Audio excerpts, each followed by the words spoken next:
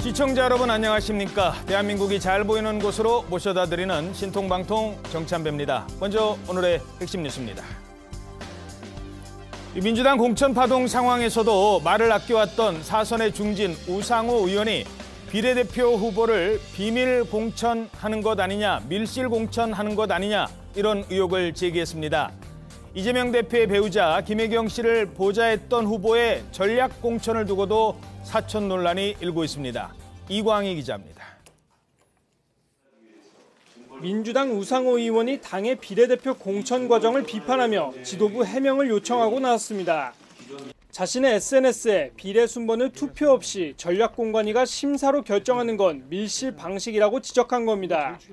지난 21대 총선 땐 당원과 중앙위원이 투표로 비례 순번을 결정했는데 이번엔 전략공관위가 전적으로 권한을 행사하고 있다고 했습니다. 총선 불출마를 선언한 우상호 의원은 4년 전 비례대표 공천관리위원장을 맡았습니다. 전남, 순천, 광양, 곡성, 구례을에 권향엽 전 청와대 비서관을 전략 공천한 것도 논란입니다. 민주당은 지난 1일 해당 지역구를 여성 전략특구로 지정하고 현역인 서동용 의원을 공천해서 배제했는데 여기에 이재명 대표 배우자 김혜경 씨를 보좌하는 배우자실 부실장을 지낸 권 전 비서관을 공천한 겁니다. 권 전 비서관은 지난 총선 때도 같은 지역 경선에 나서 서 의원에게 패했습니다. 민주당 후보들과 비교해 2배 이상의 압도적 차이로 1등을 기록했습니다. 이 같은 결정에 일부 최고위원도 반대 의견을 냈지만 받아들여지지 않은 걸로 알려졌습니다. 이 대표 팬카페에도 이건 아닌 것 같다는 글이 올라왔지만 현재 삭제됐습니다. TV조선 이광희입니다. 자, 비명행사, 친명횡재라는 사천 논란에 휩싸이고 있는데 안 그래도 문제가 되고 있는 민주당 공천 과정에 이번엔 또 다른 사람이 등장을 합니다. 또다시 사천 논란에 휩싸였는데 전에는 들어보지 못했던 사람입니다. 배모 사무관은 오랜 동안 인연을 맺어온 사람입니다. 공과 사의 구분을 분명히 해야 했는데 제가 많이 부족했습니다. 제가 져야 할 책임은 마땅히 지겠습니다. 자, 저 때는 이제 법인카드 논란, 그러면서 배모 사무관의 논란이었는데 그때뿐만 아니라 지난 대선 때 김혜경 씨의 수행비서 역할을 했다는 인물이 등장을 합니다. 이 사람의 사천 논란, 다소 알려지지 않았던 인물인데요. 조선일보 6면 기사 보시겠습니다. 이재명 대표 아내 수행을 했던 권향엽 씨가 전남에 민주당의 이른바 텃밭이라고 하고 있는 전남에 공천을 받았다는 겁니다. 순천, 광양, 곡성, 구례을 지역구. 여기에 단수 공천이 됐습니다. 현역 의원 있는데도 갑자기 여성 전략 지역, 여성을 우대하는 지역 이렇게 바뀐 거예요. 그러면서 공천이 사실상 확정이 됩니다. 자, 일단 권향엽 후보라는 분이 어떤 분이길래 문제가 되는 거예요? 네, 권 후보는 전남 광양 출신으로 문재인 정부 시절엔 청와대 균형 인사비서관을 맡았고 당에선 여성 리더십 센터 소장으로 활동했었습니다. 2022년 대선 땐 이재명 캠프에서 대통령 후보 직속 기구인 배우자실 부실장을 맡아서 김혜경 씨의 일정과 수행을 담당했었는데요. 이번 공천에서 여성 전략특구 지정은 권향엽 후보가 처음이라고 합니다.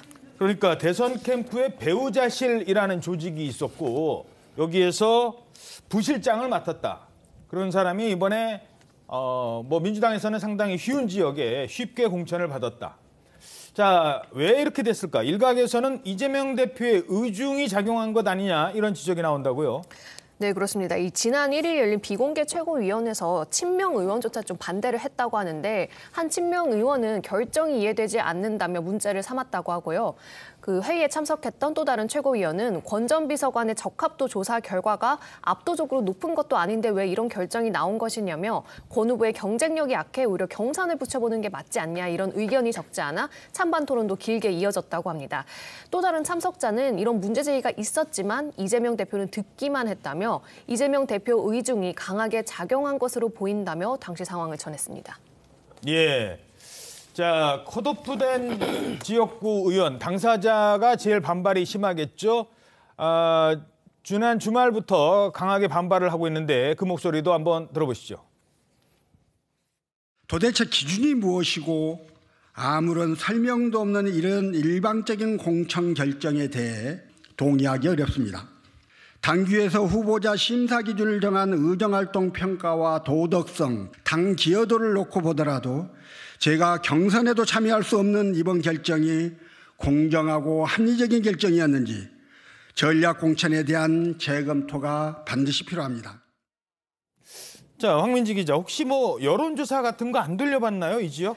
여론조사 결과도 좀 반전이 있었는데요. 이 컷오프된 서동영 의원은 지난해 12월 29일부터 30일까지 진행된 여론조사에서 29%의 지지율이었습니다. 2위는 14%의 지지율을 얻은 이정현 후보였고 28대 14, 지금 상대 후보와도 격차가 좀 벌어지는 지역이었어요. 네, 그렇습니다. 오히려 권 후보는 7%로 당시 3위였습니다. 자, 이번 민주당 공천 과정에서 여성 전략 특구 지정이 아마 이번이 처음인 것으로 알고 있습니다.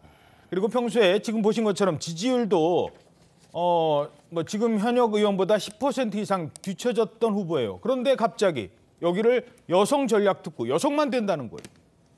이른바 텃밭인 호남에 단수 공천을 여성이라는 이유로.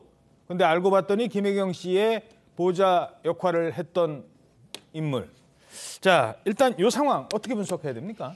좀 납득하기가 쉽지 않네요.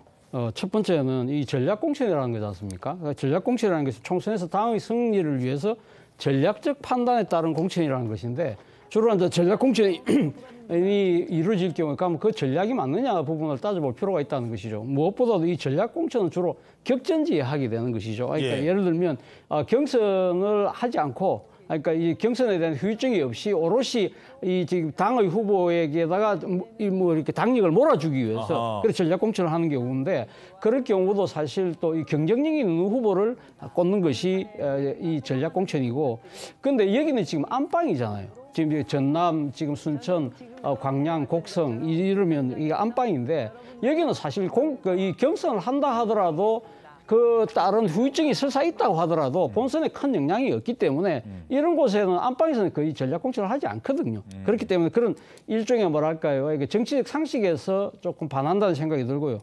두 번째는 앞서 지적이 됐습니다만 여긴 지금 현역 의원이 있잖아요. 그런데 지금 현역 의원에 상당한 하자가 있느냐? 그렇지 않다는 것이죠. 앞서도 뭐 나왔습니다만 여론조사 지금 지지율에서 보면 지금 건양의 없이보다 현재 이 현역인 서동영 의원이 3배 가까이 높다. 그렇다고 한다면 이분이 그러면 좀 그러니까 현역 의정활동을 잘못했느냐. 하위평가 20%에 본인은 들어가지 않았다고 지금 주장을 하고 있거든요. 그런 상황이다. 그리고 또 이분이 뭐 여러 가지 도덕적인 하자가 있어서 예를 들면 재판에 계류되어 있느냐. 그렇지도 않다.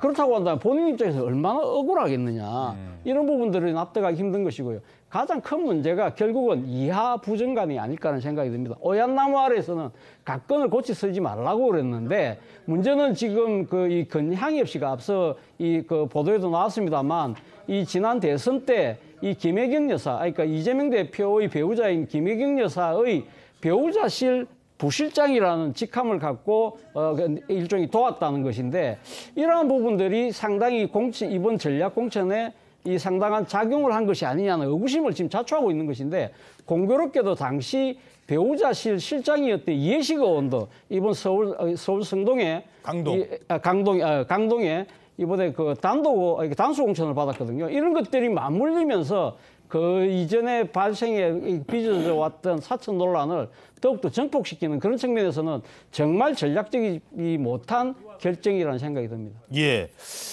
자, 지금 보면 지난번에 김혜경 씨의 그 이른바 배우자실이라는 게 있었대요.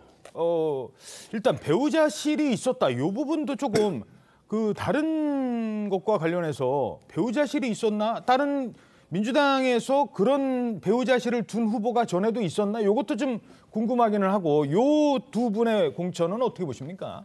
제가 알기로는 이제 배우자실을 둔 거는 처음으로 거기다가 이제 이거 현역 의원이 배우자실의 실장을 맡은 이거는 이제 저는 처음 봅니다. 그리고 이제 그 배모 씨 있잖아요. 이분이 그 같이 뭐라고 표현해야 될지 같은 건물에 있었던 그 김모 씨 있잖아요. 극단적이 선택했던 이분이 선도 차량을 몰았다. 이 말은 이제 배우자가 차량이 2대가 있다는 거 아니에요. 선도 차량이 있고 배우자가 탄 차량.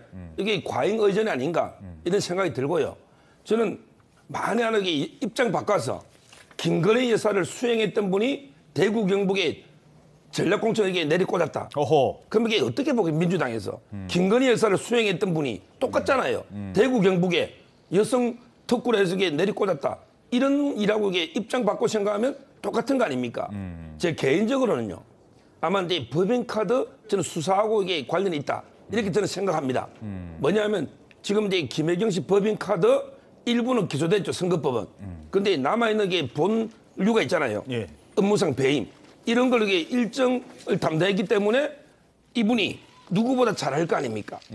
그래서는 혹시 이런 수사에 대한 이게 입막음 대가로 공천 이거는 이게 제 개인적인 생각이지만 예, 물론 뭐 거기까지는 뭐 아무튼 근데 하여튼 배우자의 일정을 담당했던 분을 이런 식으로 이게 무리하게 거기에 최고에서 일부 반대하고 제명인의 말에 지지자도 일부 반대하는 이거는 정말 이게 잘못된 사천이다 이렇게 봅니다.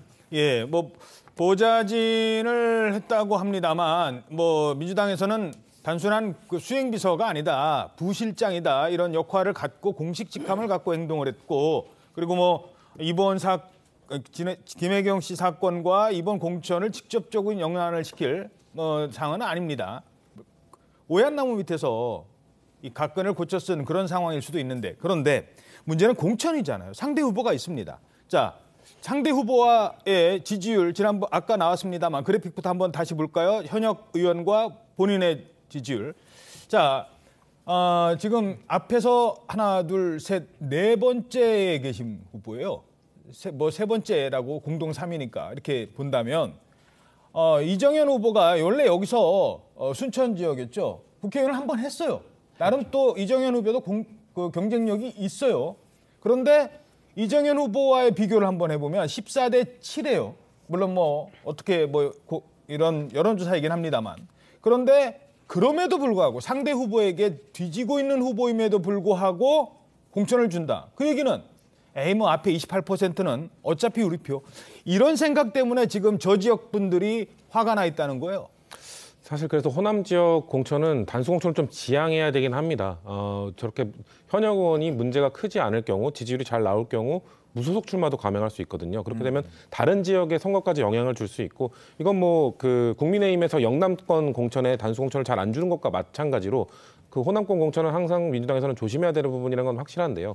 근데 한 가지 말씀드리고 싶은 거는 이 권양엽 후보를 김혜경 여사의 수행비서라고 표현하는 건 전 매우 모욕적인 표현이라고 생각합니다. 아하. 이분의 과거 행적을 보면, 과거 경력을 보면 여성 정치 신인으로서 쌓을 수 있는 거의 풀스펙을 쌓은 분이거든요. 청와대에서도 근무했었고. 청와대 저는 이전부터 볼 수 있다고 생각하는데 그 당직자 시절에 거의 뭐 레전드로 불리던 분입니다. 여성 최초, 여성 1호 이런 기록들을 각종 다 갈아치우면서 뭔가 여성 그 국장계, 여성 당직자계의 전설처럼 불리던 분이었고 청와대 균형인사비서관도 마찬가지고 국회 부의장실 그 비서실장도 경험을 하면서 뭔가 여성 정치 신인으로서 쌓을 수 있는 풀스펙을 갖고 있던 분이거든요. 그렇기 때문에 그런 분에 대해서 저는 능력은 된다고 봅니다. 근데 말씀하신 대로 현역 의원과의 그 경선 기회를 주지 않은 것. 그렇기 때문에 전 최고위에서도 문제가 있었고 논란이 있었고 심지어 이재명 대표의 팬카페인 곳에서조차 논란이 있었다고 보는데 한 번 더 전 제고할 필요도 있다고 생각해요. 왜냐하면 현역 의원이 경쟁력이 나쁘지 않은 분이기 때문에 이런 부분에서는 살펴봐야 되지만 지금 언론이나 특히 또 여당에서 이 권양엽 후보에 대해서 뭐 김혜경 여사의 수행비서 이런 식으로 표현하는 건 전 매우 모욕적이다, 잘못됐다. 그리고 한 가지만 더 지적하고 싶은 것은 그렇게 치면 저는 지금 그 국민의힘 뭐 사천의 끝판왕 아닙니까라는 한동훈 위원장의 발언을 보면서 생각나는 사람은 딱 한 명 있었어요. 그 대통령실의 전 그 의전비서관이었던 김승희 비서관. 그분 허위 학력 논란, 자녀 학폭 무마 논란. 그럼에도 그런 분이 1급 비서관까지 갔던 게 뭐였습니까? 김건희 여사회 2년 때문에 갔다는 소문이 파다했죠. 그런 부분, 그런 의혹에 대해서 당당하게 하지 못하고 있는 국민의힘에서 이런 스펙이 갖춰져 있는 후보에 대해서 그런 비판을 하는 건 전 과연 당당할 수 있나 부적절하다고 생각합니다. 예. 조금 전에 말씀하신 것도 이제 김건희 여사와 관련된 부분도 소문이라는 점. 예. 저도 소문이 파다했다. 예. 저도 이제 양측에 아까 그 말씀하신 것도 본인의 생각이시고 입막음 요것도 좀 조절을 좀 하도록 하겠습니다. 지금 뭐 선거 앞둔 상황이기 때문에 확인되지 않은 것들은. 근데 요거 하나만 짚어보죠. 네. 지난번에 이 후보도 지금 현역 후보와 경선을 해서 그때도 한번 떨어졌던 네. 그러니까 정치 신인도 아니라는 지적도 있어요. 그렇죠. 바로 그 때문에 사실은 뭐 지금 단수 공천한 것이 아닐까라는 생각이 드는 건데요. 사실 뭐 지난번 같은 경우는 이 서동용 의원이 그때는 현역 의원이 아니었기 때문에 예. 같은 신인이었기 때문에 경선을 붙일 수 있지만 이번에는 보니까 경선을 붙일 경우에는 건양엽 씨가 아마 되기 힘들다고 아마 자체적으로 판단을 한 것 같아요. 그렇기 때문에 아마 건양엽 씨를 아마 이 지금 단수 공천을 준 것 같은데 앞서 뭐 우리 성치훈 부위원장께서 부의장께서 말씀하신 것처럼 사실 이 정도의 풀스펙을 쌓은 아주 뛰어난 인재라고 한다면 저는 사실 이런 안방 공천이 아니라 이 수도권의 격전지 같은데 상당히 여성의 그러니까 강력한 지금 도전이 필요한 그러한 곳에 한번 출전하는 것이 저는 당 차원에서도 상당히 좋은 전략이 아니었었나 생각이 든다는 것이죠. 앞서 뭐 말씀하신 것처럼 경선도 안 하고 이런 식으로 하는 부분은 도저히 뭐 이 제3자가 봐도 조금 납득하기 쉽지는 않네요. 예. 자, 심지어 이재명 대표의 팬카페죠. 제명인의 마을에서도 이런 목소리가 나왔습니다. 뭐 지금은 삭제됐다고도 하던데, 자, 권양엽 공천은 문제 있어 보인다. 아예 저렇게 이제 제명인의 카페에 올라온 글이에요. 다른 것도 아니고. 그리고 오해받을 소지도 크다. 분명 권양엽은 지난 대선에서 김혜경 여사의 부실장이었다. 그럼 더 조심했어야 되는 것 아니냐. 라는 글도 있고 반면에 맨 마지막에는 아니 대표가 뭐 공천 자리 5석에서 10석 정도도 마음대로 못할까? 라고 주장을 하기도 합니다. 하지만 국민의힘 한동훈 위원장은 바로 이 지점을 비판했습니다. 그건 참 뻔뻔하지 않습니까? 우리 국민의힘의 공천에서 제가 자의적으로 관여한 것으로 보이는 사례를 한 가지만 대주십시오. 한 가지만. 못 찾으실 겁니다. 왜 그런지 아세요? 저는 그런 적이 없기 때문입니다. 이재명 대표의 공천을 보시면 매번 정말 입이 짝 벌어진 공천들이 나오고 있잖아요. 김혜경 여사의 비서를 호남에 단수 공천을 했던데요. 어차피 다 들켰으니까 사천의 끝판왕을 보여주겠다. 이런 작정을 하시는 것 같습니다. 자, 서정욱 변호사님, 뭐 다른 질문보다 이렇게 질문 드리죠. 아마 시청자분들도 이게 제일 궁금할 것 같습니다. 공천엔 어느 때나 어느 국회의원 선거 때나 역대 선거 때 보면 공천 과정에는 잡음이라는 게 있습니다.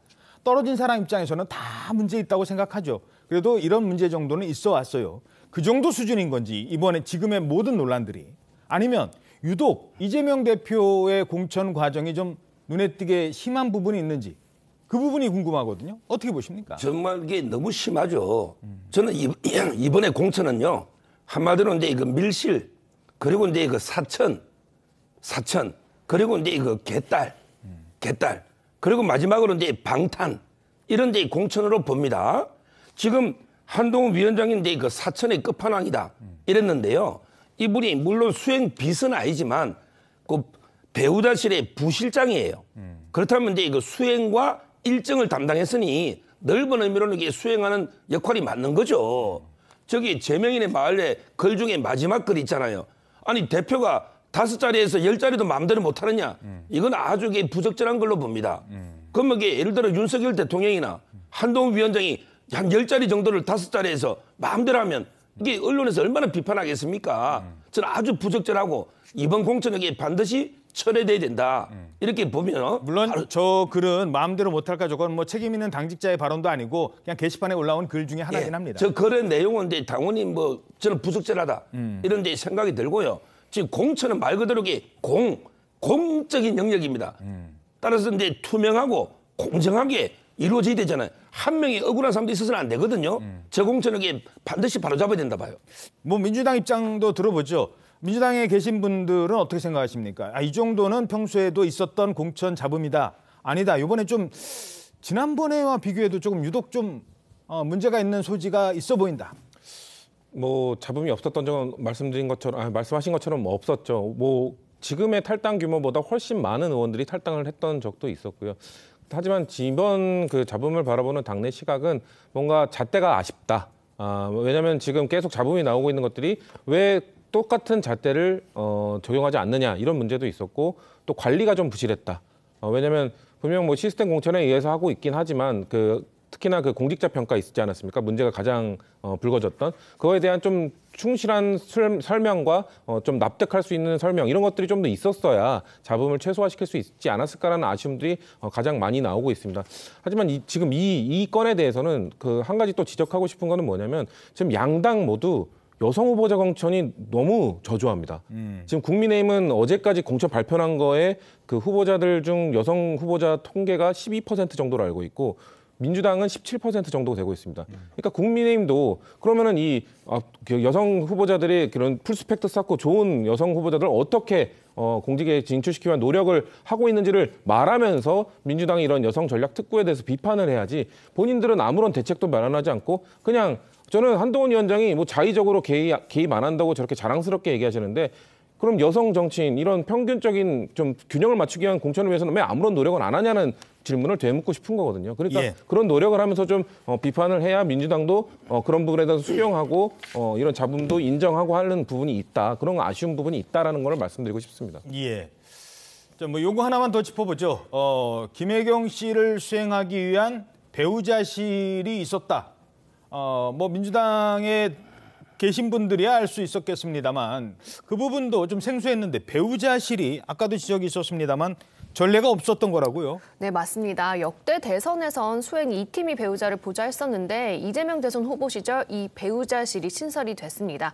조직도 이 팀에서 실로 격상이 됐고 당시 배우자 실장도 원외 인사가 아닌 현역 의원인 이해식 의원이 맡아 이제 위상이 높아졌다 평가가 당시에도 있었고요.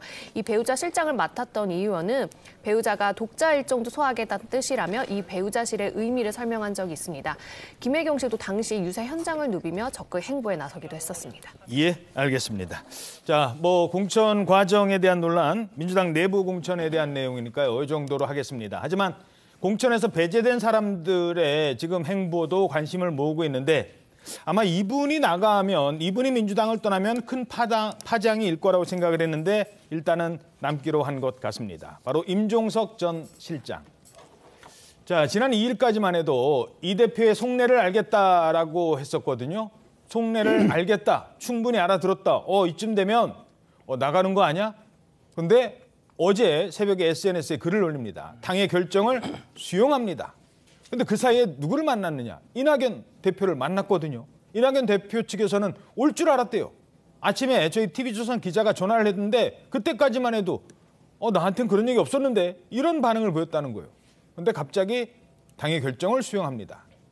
이런 부분을 짚어보겠습니다. 그리고 바로 어제 오후에는 SNS에 4월 10일 윤석열 정권 심판의 날. 물론 민주당에 있으니까 저 얘기할 수도 있습니다만 저 얘기는 이번에 힘을 실어주겠다는 건지 어떤 얘기인지 그 부분도 짚어보도록 하겠습니다. 자, 임종석 전 실장의 합류를 기대했던 이낙연 대표 그리고 새로운 미래 측에서는 아니 갑자기 그게 무슨 소리야 안 온다니 이런 얘기를 하고 있습니다. 임종석 전 실장께서 몹시 고통스러웠을 시기에 2, 3일을 저와 함께 고민을 나누고 생각을 공유했던 것을 고맙게 생각합니다. 이후에도 임종 실장이랑 더 연락을 하실 의향이 있으신지 궁금합니다. 사람인데 연락은 하겠지요. 단지 오늘 아침에는 전혀 전화가 통하지 않았습니다. 대단히 고무적으로 의기투합을 했던 겁니다. 그래서 이제 됐구나. 민주당에서 지각 변동이 일어날 수 있겠다. 어쨌든 7시에 이낙연 대표가 임종석 실장한테 전화했을 때도 탈당하겠다고 약속을 했어요. 그랬는데 이제 아침에 전화를 안 받아요. 페이스북을 보니까 그 민주당에 남는다고 기사가 떴어요. 그런 상황입니다. 자, 그러니까 새로운 미래 측에 이낙연 대표 측에 먼저 사전 양해나 입장 설명이 없었다. 그리고 글을 올리고 기자들이 전화해서 알았다. 이 상황은 어떻게 보세요?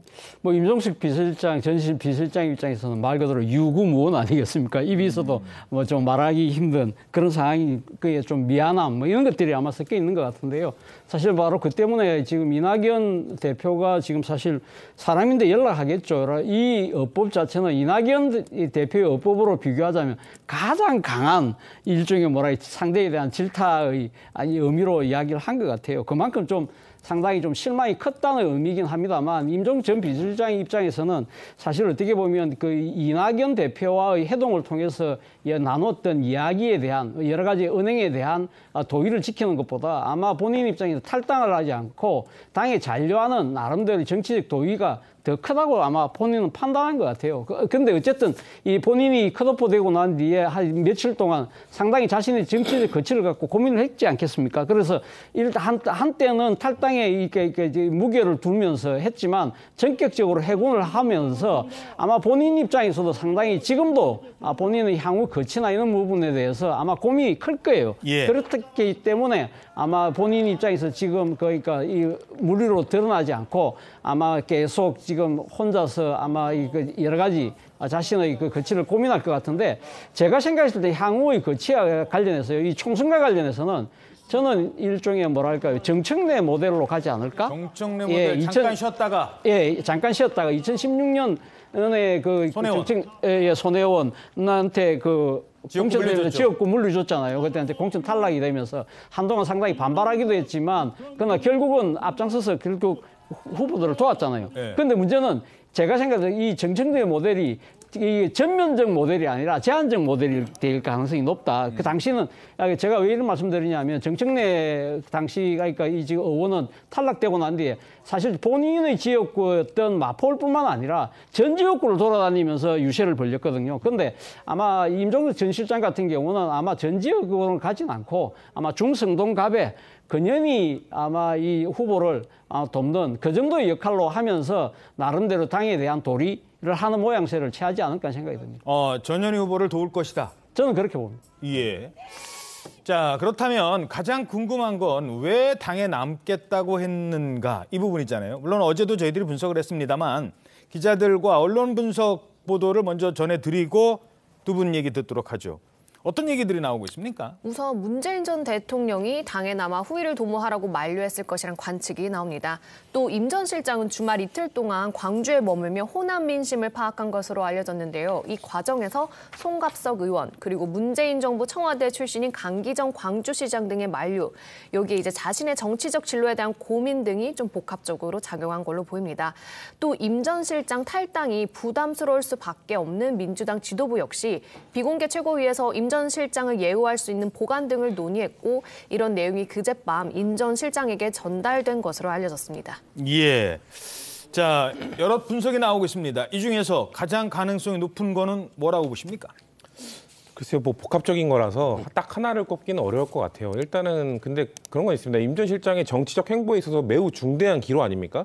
여기서의 선택에 따라서 임 전 실장이 사실상 정치적으로 재기가 힘들어질 수도 있는 상황입니다. 그렇기 때문에 마음이 계속 뭐 시간 단위로 바뀌지 않았을까라는 생각이 일단 첫 번째로 있고요. 제3지대의 그리고 새로운 미래의 그 현실적 상황, 국민들의 지지를 사실상 못 받고 있고 새로운 비전을 제시 못하고 있고 심지어 함께 하기로 선언한 30 의원조차도 지금 이낙연 대표가 이끌고 있는 새로운 미래와 함께 하기를 주저하는 의원들이 너무 많다. 이런 식의 발언을 한 적이 있죠. 그런 것들도 임종석 전 실장의 마음과 비슷했을 거라고 생각합니다. 그리고 일단은 전 그보다 더 큰 요인 중에 하나는 또 남겨진 친문 인사들과의 관계일 거라고 생각합니다. 왜냐하면 지금 친문 인사들이 뭐 물론 지금 뭐 하위 몇 프로에 들어서 감점을 받고 경선에 임하는 분들도 있지만 단수 공천을 받은 분들도 많지 않습니까? 만약에 임 전 실장이 나가서 활동을 하게 되면 오히려 남아있는 분들에게까지 피해를 줄 수 있습니다. 그분들의 향후 정치 활동에 있어서 임 전 실장과의 관계를 들면서 공격을 당할 수도 있고요. 그리고 마지막으로는 결국 그 향후에 정치적 재기를 위해서는 지금 이번 선거에 대한 책임론에서 좀 자유로워야 됩니다. 근데 만약에 이번 선거 결과 만족스럽지 못했을 경우 임 전 실장이 탈당을 한다거나 아니면 지금 아무런 역할을 이제 안 한다거나 그렇게 되면은 갈등을 일으켰던 임 전 실장의 책임도 있는 것 아니냐라는 비판이 있을 수 있는 거거든요. 그래서 저는 아까 위원께서 말씀하신 것처럼 임종석 전 실장이 전현희 의원의 뭐 선대위원장이나 이런 것들을 맡으면서 적극적인 역할을 해야 선거가 잘 되면 기여했다는 평가도 받을 수 있고 선거가 만족스럽지 못할 때는 책임으로부터 자유로울 수 있는 그렇기 때문에 향후에 재기를 도모할 수 있기 때문에 이런 복합적인 이유에 의해서 임 전 실장이 이런 선택을 하셨을 거라 보고 있습니다. 예.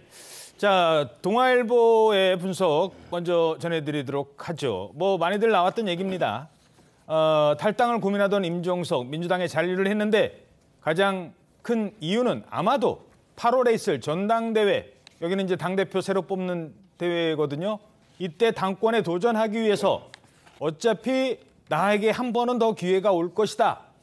이런 얘기를 하는 분들이 많다는 겁니다. 어떻게 분석하십니까? 뭐 저는 이제 이거 정치는 생물이라고 했는데 아마 이제 이거 배지하고요. 그다음에 이 당권하고 이제 두 개를 가지고 엄청나게 고민을 했겠죠. 예. 첫째는 이제 배지인데 아마 이제 이거 배지를 달라면 탈당해야 돼요. 근데 나가려면 제가 보기 고향밖에 없거든요.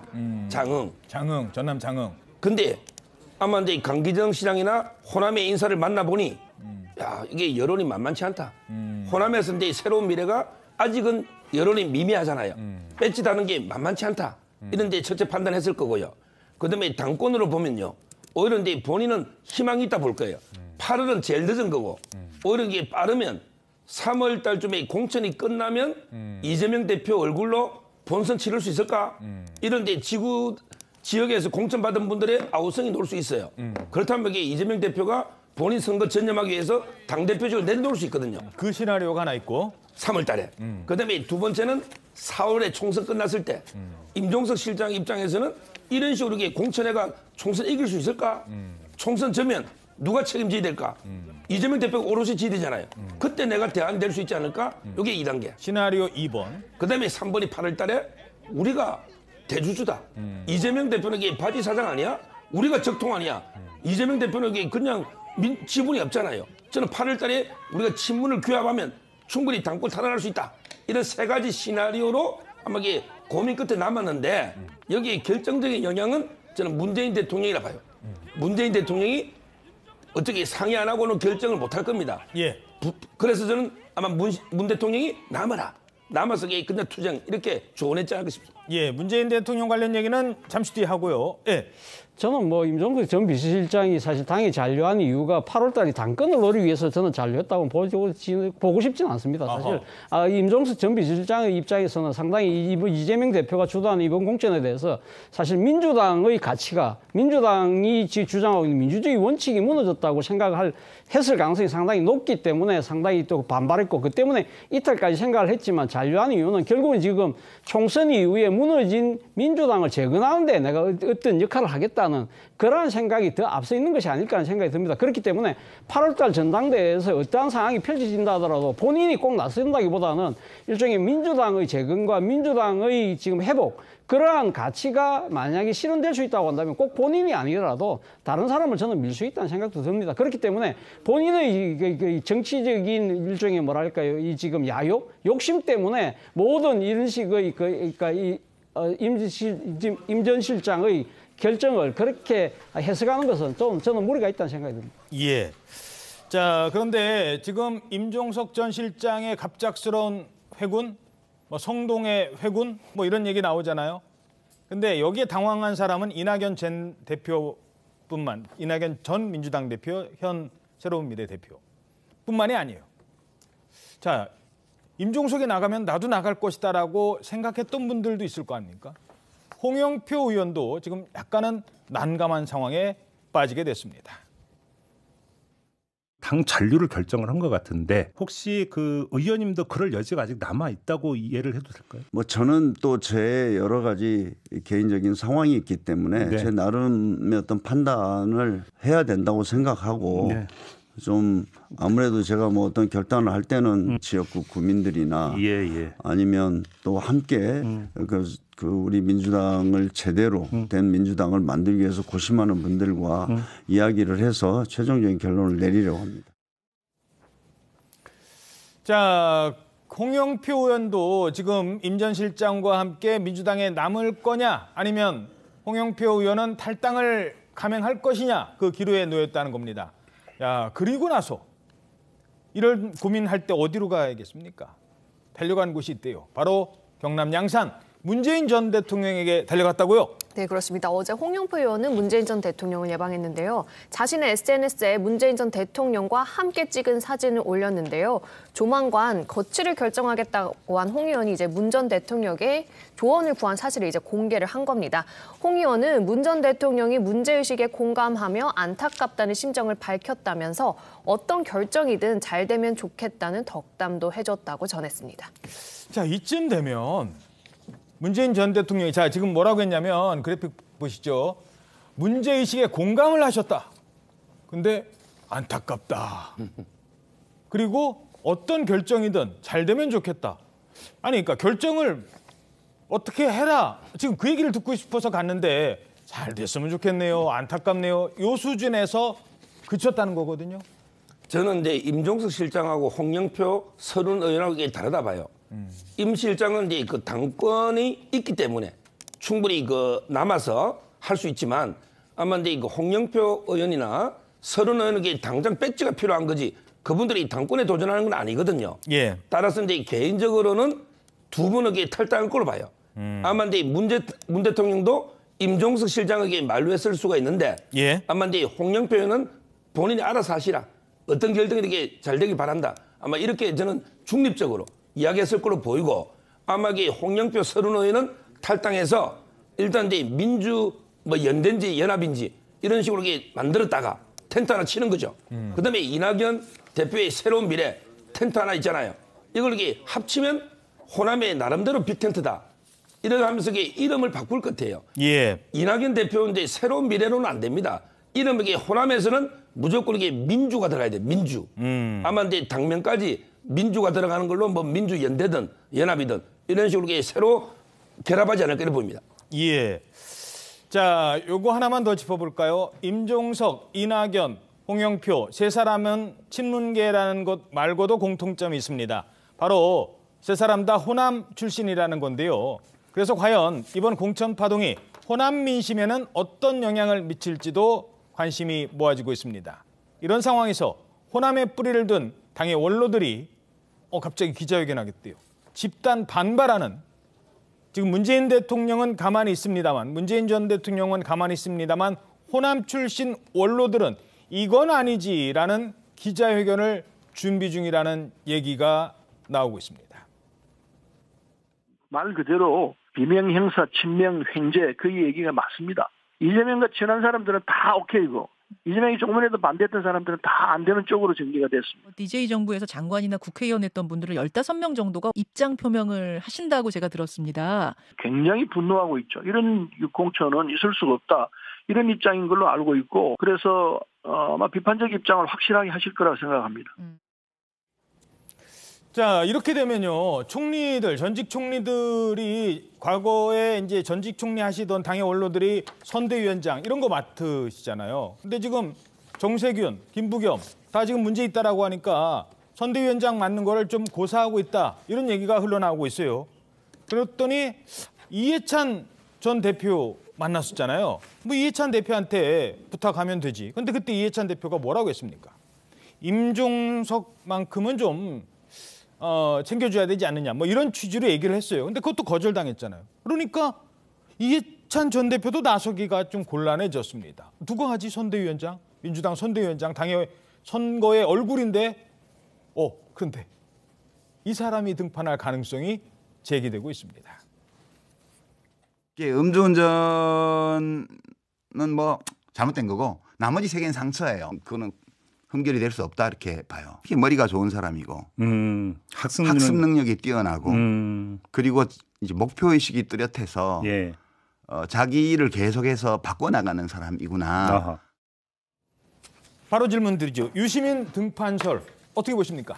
글쎄요. 민주당 입장에서는 최선은 아니겠죠. 나름대로 아마 차선책으로 아마 유시민 전 장관을 아마 고려하고 있는 것 같은데요. 제가 생각해도 좋은 선거 전략은 아니라는 생각이 듭니다. 뭐 유시민 이제는 뭐 작가라고 이야기 이제 본인은 불러달라고 합니다만 그 정도 대중적인 인지도 뭐 그런 부분들은 분명히 있습니다만 문제는 저분에 대한 호불호가 국민들 사이에 너무 극명하게 갈린다는 것이죠. 그렇기 때문에 유시민 작가를 선대위원장으로 내세웠을 경우에 결국은 선거에서 이기려고 하면 그러니까 이 우리의 지지층뿐만 아니라 플러스 알파로 중도 무당층까지 외연을 확장할 수 있는 능력인데 과연 그런 측면에서 플러스가 될까라는 측면이 든다는 것이죠. 예. 앞서 말씀하신 것처럼 그렇다고 해서 이해찬 전 대표를 모셔오는 것도 하나의 방법이긴 하겠습니다만 이해찬 전 대표도 지금 임종석 전 실장과의 그 문제 때문에 상당히 조금 마음이 틀어져 있다고 해서 아마 거부할 수도 있지만 설사 모셔온다 하더라도 이해찬 전 대표도 그렇게 도움이 될까? 아까 제가 이야기했던 중도 외연 확장이라는 측면에서 약간 조금 걸림돌이 될 수 있겠다는 생각이 들고요. 가장 좋은 방법은 뭐 앞서 말씀하신 것처럼 전직 총리 두 분이잖아요. 이제 좀 중도적인 성향을 갖고 있는 김부겸, 정세균 전 총리인데 그분들 같은 경우는 이번에 그 공천 과정에 대한 실망감도 있지만 아마 본인들도 아마 이번 차기 8월달 당권 도전에 대한 생각을 내심 갖고 있을 가능성도 저는 전혀 배제할 수 없다는 것이죠. 그렇기 때문에 본인이 앞장서서 선거를 지휘했는데 만약에 총선에 졌다? 그럴 경우에 본인들이 정치 입지도 난감해질 수 있다. 그런 계산도 할 가능성이 높다. 그렇다고 한다면 그럼 결국 뭐냐? 제가 생각했을 때는 이재명 대표가 당 대표직과 함께 총선 선대위원장까지 맡아서 전면에 나서서 할 가능성도 있다. 왜? 본인이 지금 공천이 너무 잘 됐다고 본인 스스로가 이야기하고 있는데 본인은 그러면 대항에 내가 선거 지금 내 선거에 집중해야 되니까 딴 사람을 선대위원장 내세운다는 것 자체가 약간은 조금 좀 말이 좀 거시기하게 보이지 않습니까? 아마 그런 측면에서 본다고 한다면 이재명 전 대표가 모든 걸 갖다가 일괄적으로 지휘할 가능성도 전혀 배제할 수 있겠다는 생각도 듭니다. 예. 자, 이재명 대표의 주장에 따라서 이번 공천에는 문제가 전혀 없고 따라서 우리가 승리할 것이다. 그러니까 내가 당대표도 계속 맡고 내 인천 계양갑도 출마를 하고 선대위원장도 맡고 뭐 이런 전망까지 하셨습니다만 글쎄요. 모르겠습니다. 지지율이라는 게 국민들은 어떻게 생각할까요? 이거 참고용입니다.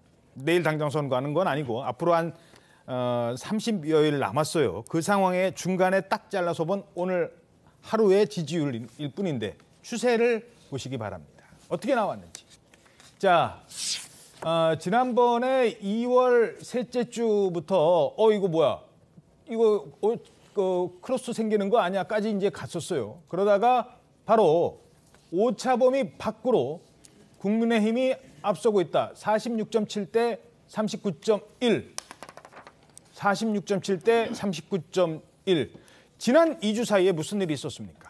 민주당 내부의 공천 파동이 끊임없이 있었잖아요. 이 앞에 부분이 지금 안 나와서 그런데 2월 첫째 주만 해도 불과 한 달 전만 해도 민주당이 국민의힘을 앞섰었습니다.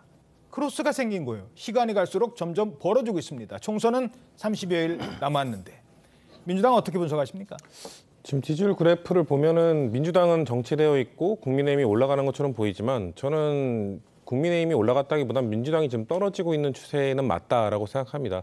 말씀하신 것처럼 지금 아무래도 당내에 있었던 공천 잡음, 친문과 친명과의 갈등이 가장 큰 역할을 했던 걸로 서로 보이고요. 다만 지금 그래도 임 전 실장이 지금 잔류를 선택을 했고 그렇기 때문에 이 갈등을 봉합하는 모습을 보여주기 위해서는 당 지도부, 특히 이재명 대표가 임 전 실장에게 역할을 간곡하게 부탁을 해야 되는 게 전제되어야 될 것 같고요. 그리고 고민정 최고위원회 복귀, 이것도 좀 더 공을 들여서 그 성공을 한다면은 친문 친명 갈등이 조금 봉합될 수 있다. 그리고 플러스 추가적인 친문 친명 갈등의 뇌관인 이 홍영표 의원에 대한 이 문제를 어떻게 좀 최대한 그 피해를 최소화하느냐, 이 문제도 있을 것 같습니다.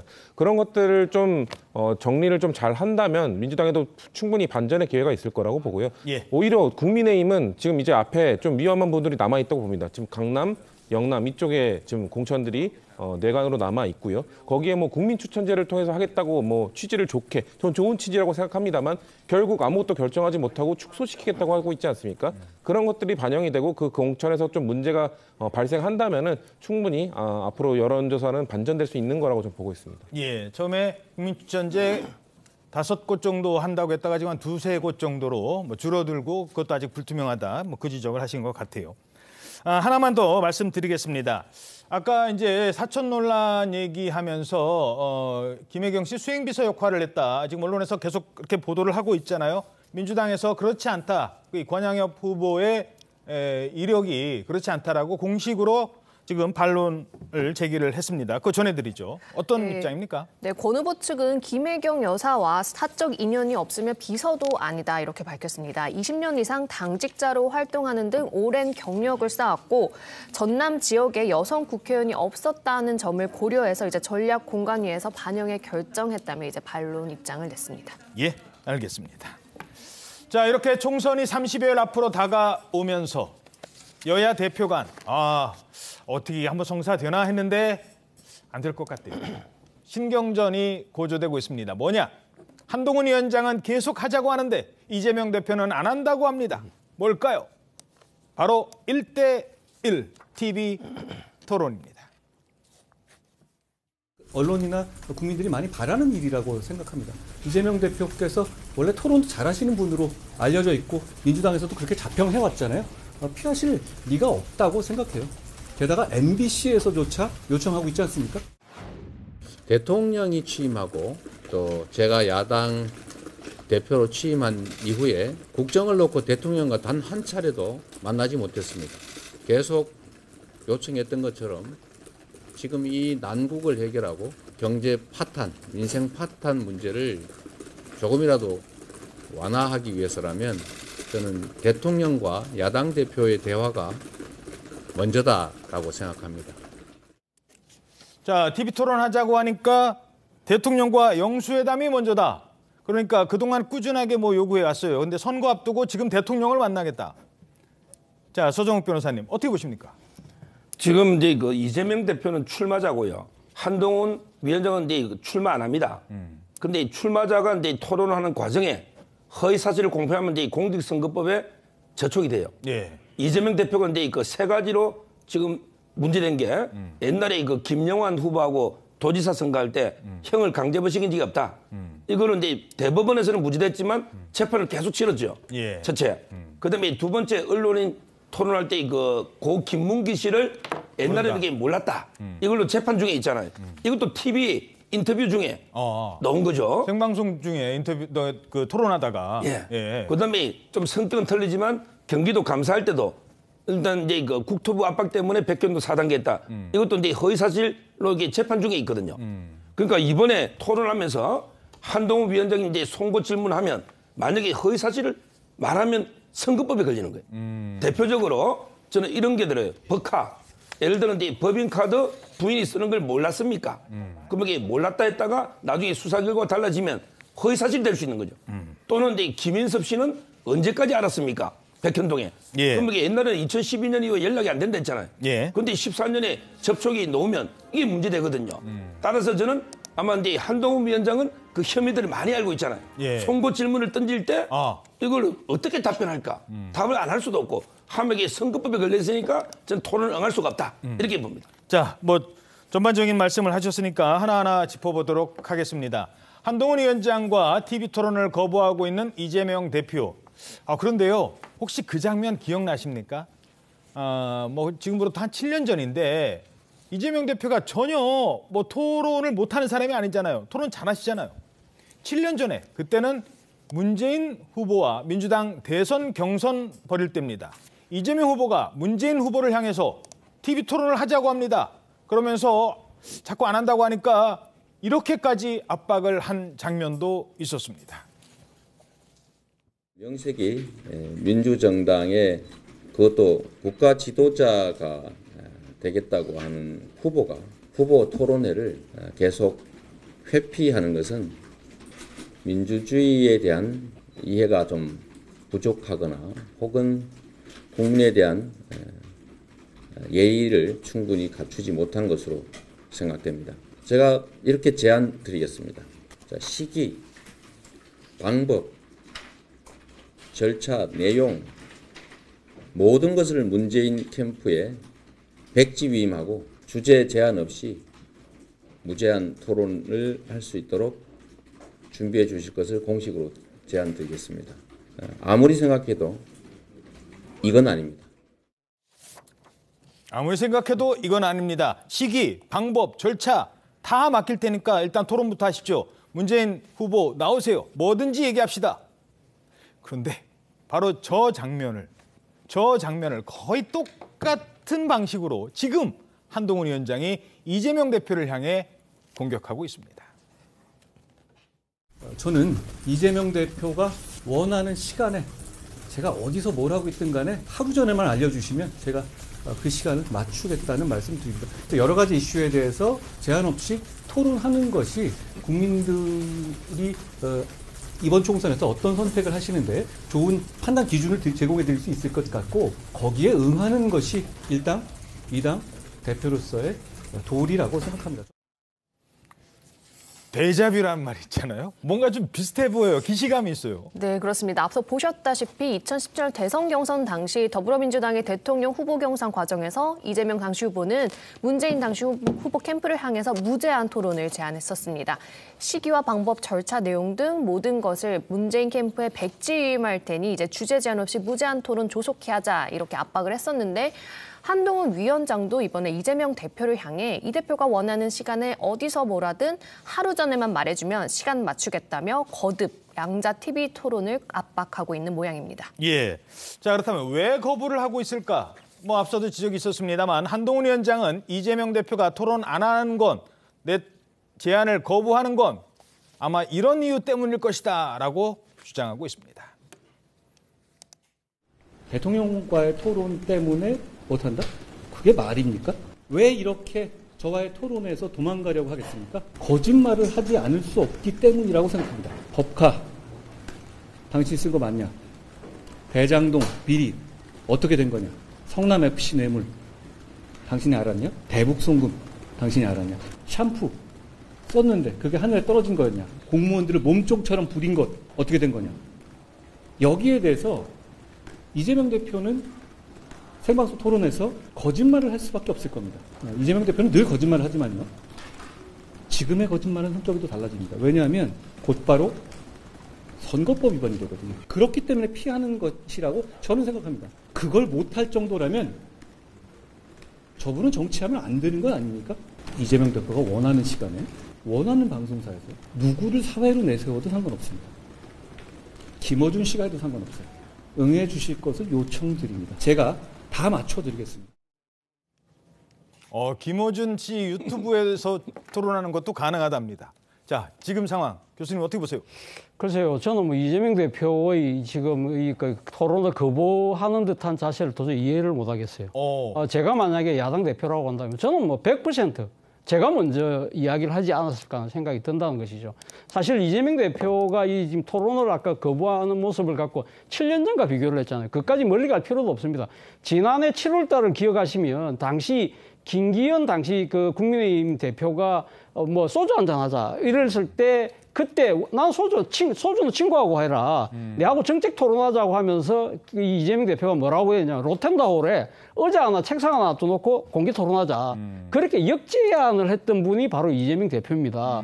그 호기는 다 어디로 가셨는지 저는 이해가 잘 안 된다. 말씀하신 것처럼 법카 문제, 이재명 대표를 둘러싼 여러 가지 사법 리스크 때문에 말씀 못 하시는 거냐라고 지금 많은 분들이 생각하지만 이재명 대표 입장에서도 상당히 지금 공세를 할 수 있는 거리는 엄청 많잖아요. 오늘 신문만 보세요. 오늘 신문 보면 이영섭 전 국방부 장관이 호주 대사에 지금 임명됐어요. 야당 입장에서는 뭡니까? 지금 최상병과 관련된 피의자를 외국으로 도피시키느냐고 강하게 주장할 수 있는 이런 사안부터 시작해서 얼마나 많습니까? 지금 이태원 참사, 김건희 여사와 관련된 부분은 말 그대로 한동훈 비대위원장 아킬레스 건 아닙니까? 이런 부분들을 왜 피합니까? 그리고 또 하나는 지금 이재명 대표 여당 대표가 아닙니다. 야당 대표예요. 정권을 심판해야 될 일종의 뭐랄까요. 이 도전자의 입장이거든요. 왜 도전자가 지금 계속 방어하는 참편의 모습을 합니까? 저는 도저히 이해가 안 돼요. 예. 질문할 게 많은데 왜 토론을 피하느냐. 그런데 한동훈 위원장이 질문할 게 더 많을 수도 있어요. 왜냐? TV 토론을 하자고 하면서 지난번에도 이런 질문을 던졌어요. 그때는 객관식이었어요. 뭐라고 던졌느냐? 아마 이 질문이 나올 것 같습니다. 1대1 토론한다면. 질문에 답이 없으니까 제가 또 물어보겠습니다. 1번, 나 안 먹었다. 사실은 과일을 안 좋아한다. 내가 과일 좋아한다고 말했다고 해서 진짜 좋아하는 줄 알았냐? 2번, 내가 과일 먹고 일제 샴푸 쓰고 내 제사상 대신 차리게 한 거 맞지만 뭐 다 이러고 사는 거 아니냐? 나 정도 되는 사람이면 이래도 된다고 생각한다.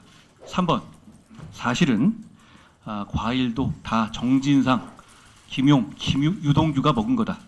4번, 내가 먹긴 했지만 나는 내 돈으로 산 줄 알았다. 근데 이 4번은 빼겠습니다. 이 보기를 넣으면 제가 드리는 문제의 수준이 떨어질 것 같네요. 이른바 뭐 예비고사라고 하나요? 이 본시험 전에 문제 푸는 때도 저 정도인데 압박 수위를 계속 높이겠다는 거예요, 한동훈 위원장. 자, 민주당 입장도 들어보죠. 어떻게 보십니까? 뭐 저런 식으로 한다면 저희도 물어볼 건 많죠. 그리고 이재명 대표가 아닌 다른 분들이 한동훈 위원장에게 많은 질문하지 않았습니까?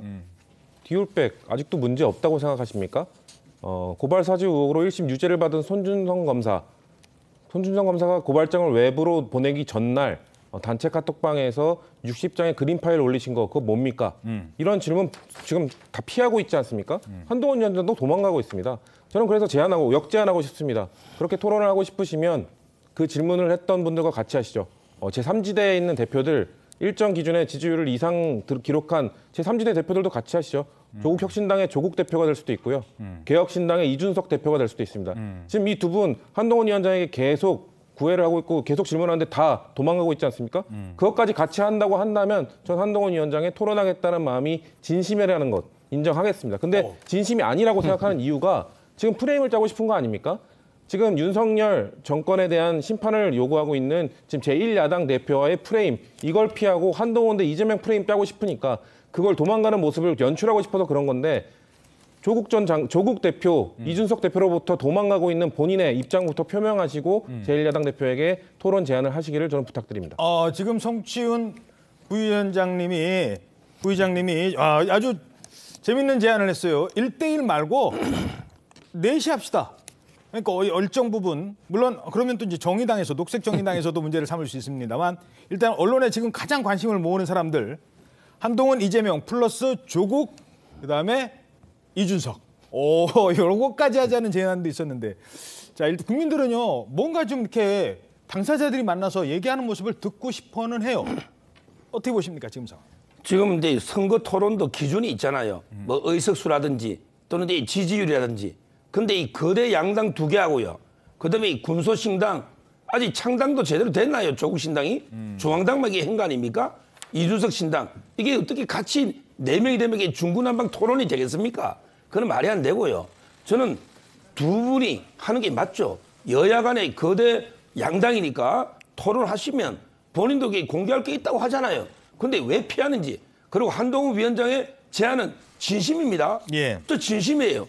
언제든지 시간, 장소, 모든 주제, 사회자도 김어준 씨도 좋다잖아요. 저게 왜 진심이 아닌지 저는 왜 그렇게 말씀하시는지를 이해가 못하겠어요. 예, 알겠습니다. 자, 조국 전 장관, 조국 대표가 창당했다는 소식은 어제 전해드렸고요.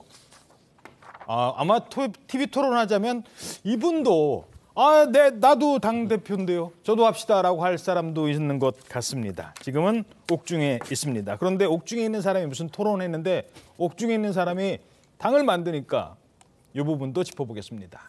돈봉투 살포 의혹 정점으로 지목됐던 송영길 전 대표의 첫 재판이 어제 열립니다.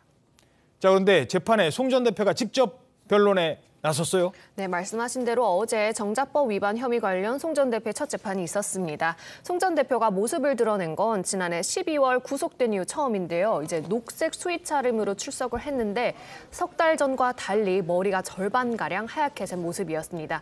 이제 검찰의 혐의 관련 PPT가 끝난 후 송 전 대표는 직접 발언 기회를 얻어서 20분가량 셀프 변론을 진행했는데요. 격정적인 토로가 계속되자 재판부가 도중에 물 좀 마시라고 권유할 정도였습니다. 물 마시고 하세요? 막 그러면서. 네, 그런데 송 전 대표는 계속 이어서 당시 상대 후보에 앞서 있어 돈봉투 살포 필요성을 느끼지 못했고 돈봉투 살포를 보고도 받지도 않았고 지시하지도 않았다 이렇게 주장을 했습니다. 또 검찰이 자신을 구속시키기 위해 외곽 후원 조직에 대한 수사를 끌어들였다며 불법 정치 자금과 뇌물 수술 혐의에 대해 검찰의 공소권 남용이라고 비판했습니다. 예. 자, 이러면서 이런 주장을 합니다. 옥중에서 창당을 지휘했죠. 당 이름은 소나무당. 소나무 송자 송영길 소나무당. 자, 그런데 이런 주장을 합니다. 그래픽으로 준비되어 있습니다. 자, 6일 날 신당 소나무당 창당합니다. 저희 당도. 근데 지금 제가 구속 상태라 정치 활동 못 하고 있어요. 좀 방어를 못 하고 있습니다. 불구속 재판 좀 받게 해주세요. 어떻게 보십니까? 지금 이게 정치 활동이 사법 방탄하는 수단이 되면 안 되죠. 그러면 이게 다 출마하고 다 이게 정당 만들고 하면 이게 구속을 안 시키는 게 말이 됩니까? 예. 저는 제가 근데 98년부터 변호사였거든요. 근데 한 번도 뇌물 받은 분이 내가 뇌물 받았다 자백하는 걸 저는 본 적이 없어요. 제가 변호사하면서. 예. 근데 대부분 99%는 유죄가 나왔거든요. 아마 이게 본인은 2명하고 비교하면 억울할 거예요. 이재명 대표는 방탄이 됐잖아, 한 번은. 예. 국회에서. 예. 근데 내가 배지 없어 구속됐구나. 두 번째가 조국. 조국 장관은 2심에서 실형 넣었는데 구속 안 됐는데 왜 나는 벌써 구속하느냐. 이 두 분하고 비교하면 억울한 심정은 이해가 되지만 그러나 이게 혐의의 중대성이나 모든 걸 이렇게 비교해 봤을 때는 저는 보석이 어렵지 않나 이래 보입니다. 예. 자, 이런 가운데 개혁신당 이준석 대표도 움직였습니다. 그동안 뭐 비례대표 얘기도 나오고 서울에 어디 출마할 것이다, 대구에 출마할 것이다 했습니다만 결국 이준석 대표가 선택한 건 반도체 벨트 화성을에 출마하겠다고 밝혔죠. 출마 회견했는데요. 이렇게 얘기합니다. 갑자기 여기서 한동훈 위원장 얘기가 나옵니다. 한동훈이 오십시오. 동탄을 꼭 대한민국의 경제 중심, 교육 중심, 보육 중심 도시로 만들어내겠습니다. 전 열심히 달려서 보답하겠습니다. 화성을 지역의 여당이 어떻게 공천할 걸 생각하시냐 이렇게 질문하신 분이 있었습니다. 당당하게 한동훈 나오십시오. 네, 한동훈 나오십시오. 이준석 대표의 자신감 어떻게 보십니까? 자신감이라기보다는 홍보 전략인 것 같은데요. 저렇게 한동훈 위원장을 언급을 해야 지금 기사화될 수 있고 아무래도 지금 제3지대가 워낙 분산되어 있고 주목을 받고 있지 못하다 보니까 저런 발언을 통해서 개혁신당을 홍보할 수 있는 그 수단으로 삼는 게 아닌가라는 생각이 있고 대신에 저 지역에 대한 자신감, 일정 부분의 자신감은 있을 것 같습니다. 왜냐하면 전국 지역구 중 가장 젊은 곳이지 않습니까? 아무래도 본인이 지지 기반인 젊은 2030 세대에 어필할 수 있는 지역이라는 생각으로 자신감을 갖고 있는 것 같은데 글쎄요, 저는 발언은 자신 있어 보였지만 이준석 대표의 좀 모습에서는 점점 자신감이 없어지고 있다는 느낌을 지울 수는 없을 것 같습니다. 예. 자, 한동훈 나오십시오. 한동훈 나오래요. 한동훈 위원장은 불출마를 일찌감치 선언하고 당 위원장이 됐는데 어찌됐든 화성을 후보자에 대한 질문이 한동훈 위원장에게 나왔어요. 지금 누구로 대항마실 겁니까? 이렇게 답변이 나왔습니다. 국민의힘에서는 후보자가 없는 걸로 알고 있는데 어떤 인물을 좀 세우실지. 253개 지역구 중 하나니까요. 제가 뭐 특별히 그 지역구에 대해서 지금 이렇게 설명할 필요는 없을 것 같은데요. 자, 어찌됐든 아까 TV 토론하자는 것부터 이 지적은 있는 거예요. 계속 있어 왔습니다. 자, 한동훈 위원장은 이재명 대표 붙읍시다 그래요. 근데 지금 그 밑에서는 그 밑이라는 표현 좀 그렇습니다만 어찌됐든 지금 이준석 대표는 한동훈 나와라 그래요. 그랬더니 한동훈 위원장은 거기는 뭐 253개 지역구 이번에 254개인가요? 아무튼 250여 개 지역구 중에 그거 하나예요. 뭐 별 얘기 안 합니다. 이 장면 어떻게 보십니까? 글쎄요, 뭐 일종의 뭐랄까 one of them 영어로 표현해서 뭐합니다만 그러니까 이준석 대표가 특별한 후보가 아니고 254개의 지역구 후보 중에 한 명이다. 말 그대로 정치적으로 평화를 하는 것인데요. 모르겠습니다. 그러니까 근데 문제는 저 지역이 소위 말하는 반도체 벨트를 지금 형성하겠다는 거지 않습니까? 반도체라는 것 자체가 한국의 앞으로의 미래의 먹거리와 관련된 가장 중요한 부분인데 집권 여당에서 여기에 뭔가 자신의 후보를 낼 필요는 저는 분명히 있어 보여요. 지금 사실 영입 인재로 고동진 전 삼성전자 사장도 그렇죠. 영입해놨잖아요. 이런 전략적 장소에다가 그런 분들을 적극적으로 공천하는 것도 저는 뭐 국민의힘으로서는 하나의 대응카드가 아닐까라는 생각이 드는데 완전히 무시하는 것은 좋은 전략은 아니라고 봅니다. 예. 그리고 이제 행마라는 게 있죠. 뭐 그것까지 하나만 더 질문드리죠. 정치 오래 지켜보셨으니까.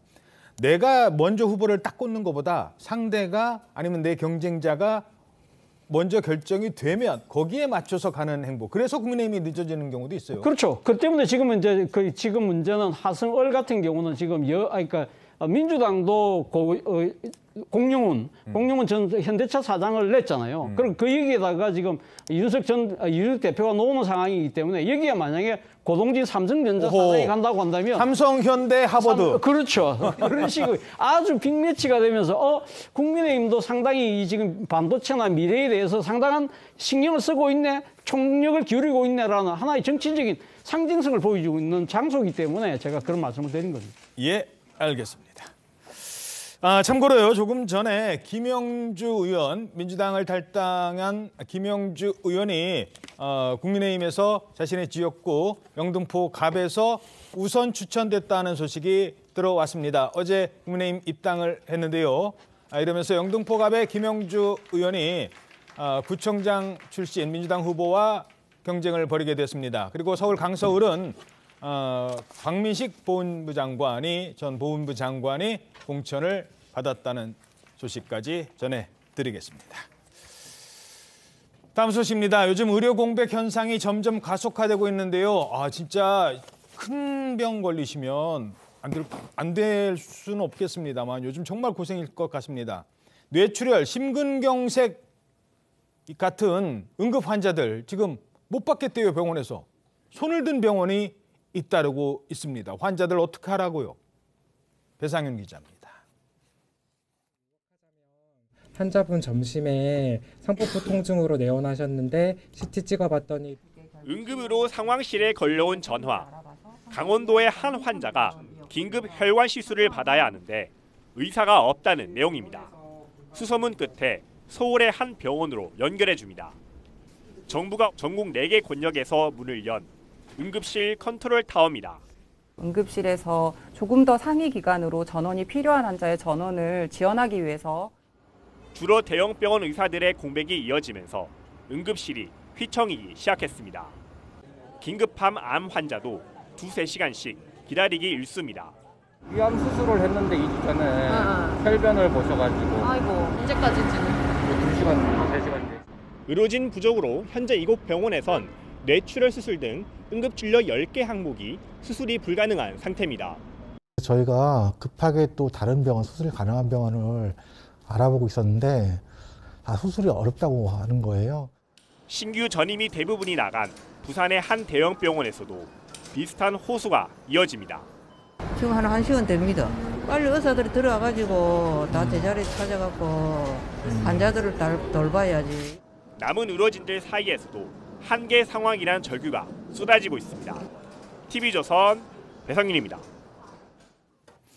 자, 정부는 복귀하지 않은 전공의들에 대해서는 오늘부터 면허 정지, 면허를 정지시키는 처분을 위한 당장 오늘은 아니겠죠. 사전 통보를 한다고 합니다. 빨리 돌아오라고. 그런데 전공의들 면허 정지 처분을 받게 되면 어떻게 되는 겁니까? 그렇습니다. 29일을 기한으로 정부에서 최후 통첩이 있었습니다. 이날까지 복귀하면은 나중에는 문제를 삼지 않겠지만 이날이 지나고 나면은 원칙에 따라서 그대로 기계적으로 처벌을 하겠다 이렇게 입장을 밝힌 상황이잖아요. 예. 의료법에 따라서 일단 업무 개시 명령이 내려졌기 때문에 위반을 하게 되면 3개월의 면허 정지 처분이 가능은 합니다. 3개월. 그렇죠. 근데 앞서 말씀해 주신 것처럼요. 바로 오늘부터 3개월 영업 정지다 이렇게 되는 것은 아니고요. 어허. 지금 이제 사전 처분을 내리게 되면은 청문 절차 등도 거치는 그런 시간은 필요한 상태인데 기본적으로 지금 기계적으로 법을 적용하겠다고 밝힌 만큼 정부에서도 어떤 카드, 이 면허 정지 카드는 꺼낼 것으로 예측이 되고 있거든요. 예. 만약 3개월의 면허 정지 처분이 내려진다면 물론 시일은 걸리고 이 처분에 대해서도 이제 다툴 수는 있지만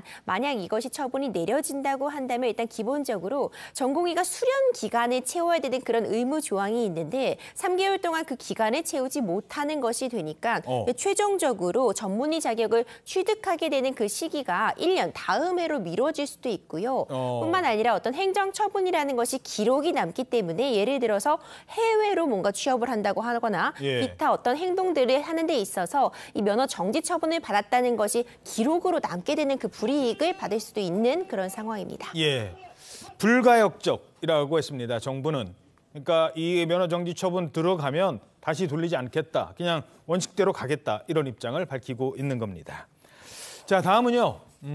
어제 또 바뀐 지 얼마 안 됐는데 뭐 이런 얘기도 있었는데 아주 화제가 된 연예계 기사가 하나 있어서 전해드립니다. 국내 최장수 예능 프로그램 뭡니까? 송혜 선생님, 고송혜 선생님. 전국 노래자랑 바로 나오잖아요. MC가 교체된다고요. MC 지금 김신영 씨인데. 맞습니다. 2022년 10월에 발탁이 됐어요. 불과 1년 5개월 만에 어제 하차 소식이 전해졌습니다. 소속사 관계자가 얘기하는 거에 따르면 오히려 회사 측에서 KBS가 제작진에 이 MC 교체 통보를 했다는 거예요. 그래서 우리도 당황했다 하면서 이 소속사에 마지막 녹화 통보를 했다는 겁니다. 김신영 씨 그런데 제가 지금 1년 반 열심히 달려온 만큼 마지막 녹화도 힘차게 하겠습니다. 이렇게 또 씩씩한 소감을 남기고 있고요. 예. 마지막 녹화는 이번 9일 인천 인재개발에서 진행되는 인천 서구편입니다. 예, 띵띵띵 이 실로폰 소리가 김신영 씨가 치던 실로폰이 글쎄요. 그러면 그 다음은 후임은 누가 될까? 야, 요것도 관심을 많은 분들이 이분만 보면 탈이 생각날 수도 있습니다. 탈. 바로 이분이라고 합니다. 이게 우리 고향 충남 보령에 가면 내 친구들 다 이제 옷 입고 있어. 너 어디 가냐? 이 고구마 캐러 가. 일단 여기 있는 누님들 다 내 팬이죠. 누가 제일 좋아 연예인 중에? 정치를 했어야 되나? 네. 남희석 씨네요? 맞습니다. 김신영 씨의 바통을 이어받는 건 개그맨 남희석 씨인데요. 사실 개그맨의 출발이 KBS 대학가요제였어요. 그리고 지금 5년 동안 방송 나오지 않고 있는데 마지막 프로그램도 KBS였어요. 말하자면 이제 친정으로 복귀하는 건데 사실 송혜 스님 돌아가셨을 때 여러 하마평이 나올 때 전국 잘 돌아다니는 이상영 선생님 얘기도 나왔었고 송혜 스님이 생전에 내 아들 하면서 약간 후임처럼 얘기했던 이용식 선생님 얘기도 나왔는데 그때 사실 남희석 씨 얘기가 나왔어요. 아하. 좀 빠른 거 아니야 했는데 아무래도 KBS가 오래 할 장수 MC를 선택한 게 아닌가 제 개인적인 생각입니다. 예, MC라는 게 사실은 이게 순발력이 필요한데 남희석 씨가 그 순발력이 아주 좋거든요. 옛날부터 아재 개그의 원조가 말장난하는 원조가 남희석 씨이기도 했었습니다. 그래도 저렇게 큰 프로그램 맡으려면 어깨가 좀 무거울 것 같아요. 어깨가 너무너무 무거우실 것 같은데요. 남희석 씨도 뭐 언론과의 인터뷰를 통해서요. 김신영 씨도 정말 잘해줬고 나도 최선을 다해서 그 바통을 이어받으려고 한다. 이렇게 말을 전했습니다. 송혜 선생님이 이 전국 노래자랑 그러니까 동일어 같은 느낌이잖아요. 그렇죠. 누가 해도 그 후임자가 된다면은 그 어깨가 무겁고 부담이 클 수밖에 없는데 누구인들 성에 차겠냐 이렇게 의견을 말하면서요. 제가 송혜 선생님을 따라가려면 100년은 더 걸릴 것이다 라고 부담감을 숨기지 않았는데 전국 노래자랑 첫 녹화 오는 12일 진도로 예정되어 있습니다. 남희석 씨의 힘찬 진행도 기대해 보겠습니다. 예, 알겠습니다. 자, 다음은 이 가수 엘리제 여왕 소식입니다. 오랜만에 이분이 무대를 브라운관으로 옮기게 됐다는 소식입니다. 어느 분의 무대인지 엘리제 하면 떠오르는 바로 이분 소식입니다. 헤일 수 없이 수많은 밤을 얼마나 울었던